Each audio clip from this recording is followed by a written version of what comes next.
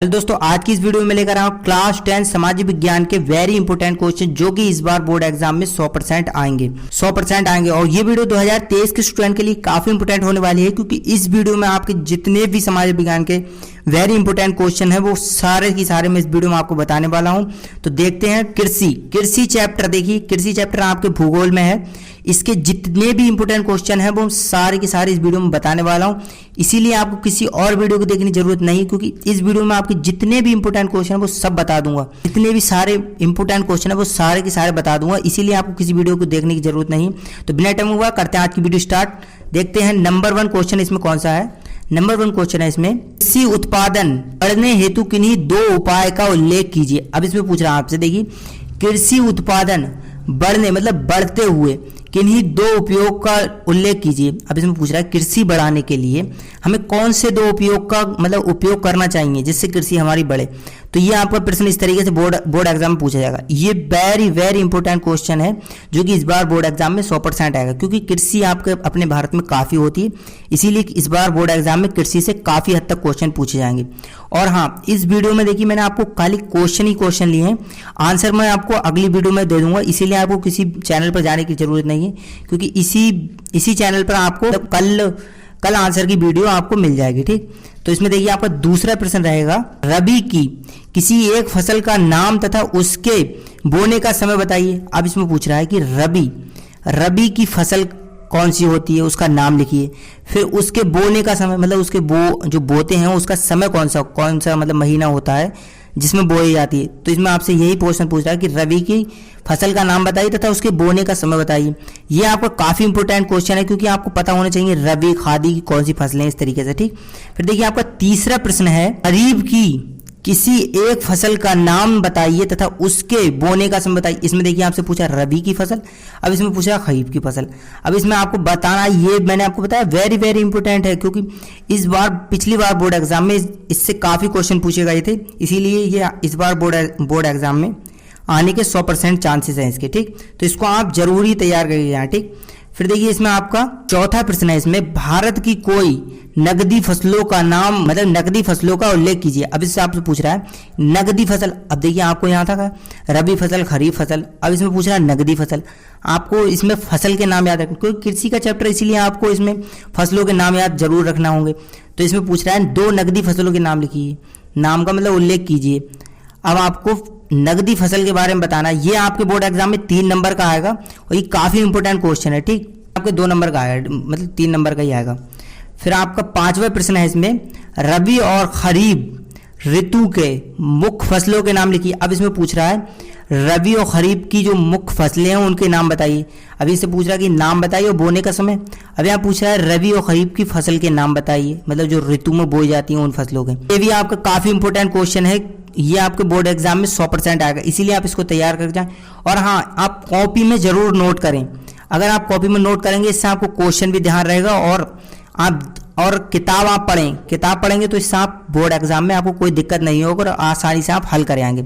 और मैं आंसर की वीडियो डाल ही दूंगा कुछ ही दिनों में। ठीक, फिर देखिए इसमें 6ठा प्रश्न है आपका, भारत की एक खाद्य फसल का नाम बताइए और जहां वो पैदा की जाती है उन क्षेत्र की विवरण कीजिए। मतलब इसमें पूछ रहा है कि भारत की खाद्य फसल मतलब खाद्य फसलें कौन सी हैं, कहाँ पैदा की जाती हैं और उनके क्षेत्र का नाम लिखिए।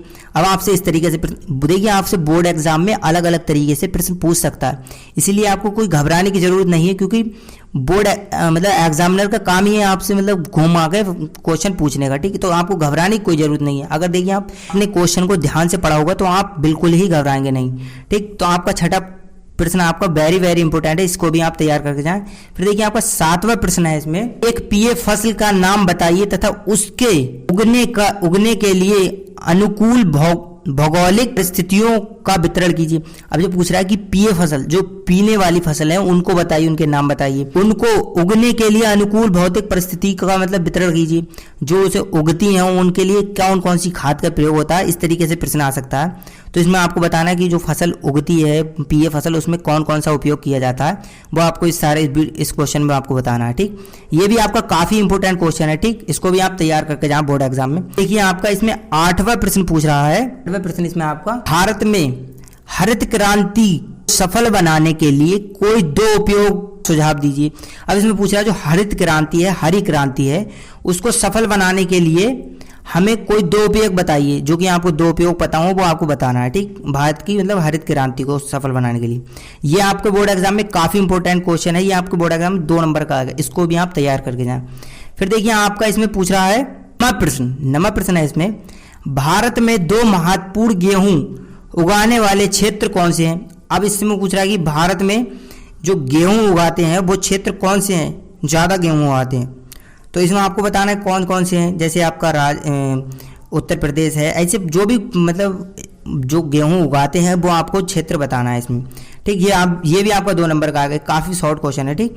अब इसमें इस वीडियो में मैंने खाली आपको अति लघु और लघु प्रश्न बताएं, ठीक। पर इसमें 10वां प्रश्न रहेगा, गन्ने का मुख्य उत्पादक राज्य कौन सा है।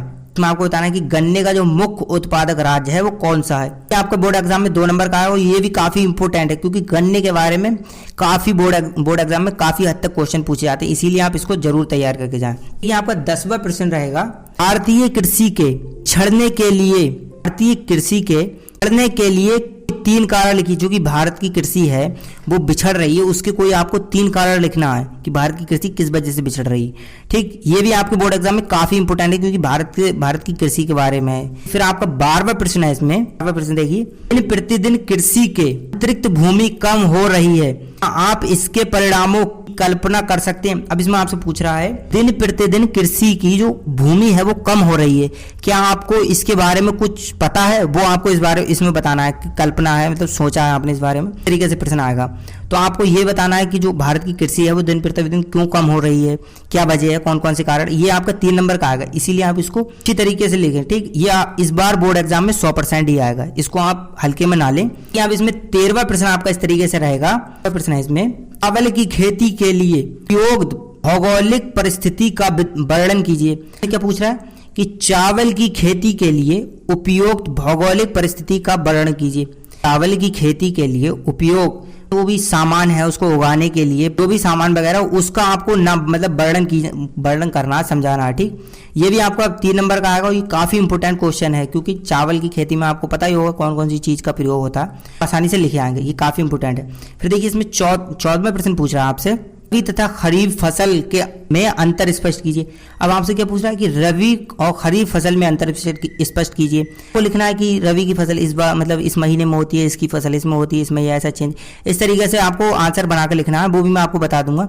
और ये काफी इंपॉर्टेंट है, इसको ये तो बोर्ड एग्जाम में आपके 100% ही आएगा, इसको आप जरूर तैयार करके जाएं। इसमें आपका 15वां प्रश्न पूछेगा, चावल के लिए आवश्यक 3 भौगोलिक दिशाओं का वर्णन कीजिए। चावल को उपयोग में मतलब उगाने के लिए कौन सी भौगोलिक दिशाएं हैं उनका वर्णन करना है आपको। ये भी आपका काफी इंपॉर्टेंट क्वेश्चन है, ये बोर्ड एग्जाम में आपको काफी नंबर दिलाएगा, इसीलिए आप इसको जरूर तैयार करके जाएं। देखिए मैंने आपको जो 15 प्रश्न बताए हैं इस बार कृषि चैप्टर में से, आपने ये 15 प्रश्न अगर आप तैयार करके चले गए तो बोर्ड एग्जाम में आपको इसी चैप्टर से बिल्कुल भी टेंशन नहीं होगी क्योंकि इस वीडियो में मैंने आपको वो प्रश्न बताए जो कि आपके इस बार बोर्ड एग्जाम में आपको देखने में को मिल जाएंगे। तो इसीलिए आप इसको जरूर तैयार करके जाएं और इन प्रश्नों को हल्के में नहीं लें, ठीक। आज के लिए इतना ही, मिलते हैं अगली वीडियो में। Thank you.